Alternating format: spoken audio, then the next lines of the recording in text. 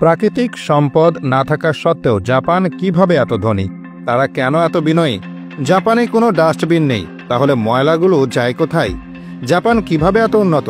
আমরা যে ইমোজি ব্যবহার করি তা এই দেশটিতেই 1999 সালে প্রথম তৈরি করা হয়েছিল। মেড ইন জাপান শুনলেই মনে হয় প্রোডাক্টটি ভালো হবে। ইনস্ট্যান্ট নুডলস এসেছে এই জাপান থেকেই। পৃথিবীর রোবট উৎপাদনের শীর্ষ দেশ জাপান। এখানে রেস্টুরেন্ট, হাসপাতাল, এমনকি হোটেলেও রোবটকে কাজ করতে দেখা যায়। তেল, গ্যাস, কয়লা, লোহা, তামা, ইউরেনিয়াম ইত্যাদির তেমন মজুদ না থাকা সত্ত্বেও জাপান পৃথিবীর চতুর্থ বৃহত্তম অর্থনীতিতে পরিণত হয়েছে। এশিয়া মহাদেশের সবচেয়ে আধুনিক দেশ জাপান, পুরোটাই একটা দ্বীপরাষ্ট্র। জাপানের ৬,৮৫২টি দ্বীপ থাকলেও এর সবগুলোতে মানুষ নেই।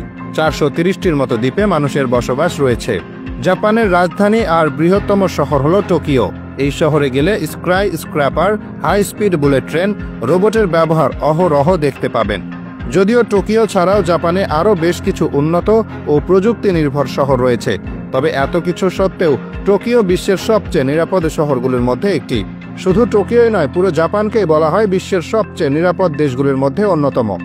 জাপানিরা অত্যন্ত ভদ্র ও নিয়ম নীতি মেনে চলে। একই সাথে জাপানিরা তাদের কঠোর পরিশ্রমের জন্য বিশ্বজুড়ে পরিচিত। তারা কাজে বেশি সময় দেয় এবং অত্যন্ত মনোযোগের সাথে দায়িত্ব পালন করে। নির্ধারিত সময়ের পরও অফিসে কাজ করতে দেখা যায় তাদের। কাজ করতে করতে শারীরিকভাবে ক্লান্ত হলেও মানসিকভাবে ক্লান্ত হয় না। তাই জাপানে কাজের চাপে ক্লান্ত হয়ে অফিসে ঘুমিয়ে পড়তে দেখা যায় মানুষদের। জাপানি সংস্কৃতিতে সততা একটি গুরুত্বপূর্ণ অংশ। কথা দিলে কথা অবশ্যই রাখার চেষ্টা করে।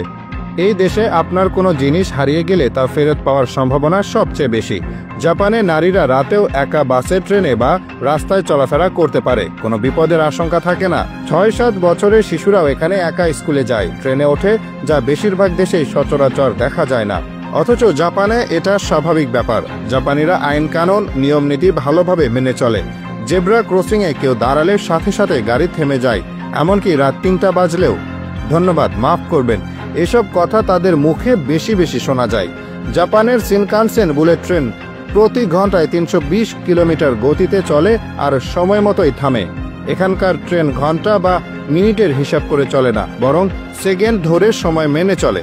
এখানে যদি কখনো কোনো ট্রেন ২০ সেকেন্ডও দেরি করে তাহলে ঘোষণা দিয়ে দুঃখ প্রকাশ করা হয়। দেশের বেশিরভাগ রাস্তায় কোনো ডাস্টবিন দেখতে পাওয়া যায় না, এমনকি ময়লার ভাগারও চোখে পড়ে না। অথচ চারদিক এতটাই ঝকঝকে পরিষ্কার যে রাস্তাঘাট ও পাবলিক প্লেসে সামান্য ময়লাও খুঁজে পাওয়া যায় না।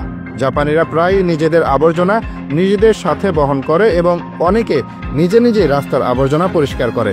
এখানে রাস্তায় ময়লা ফেলা অভদ্রতা ও লজ্জার বিষয়।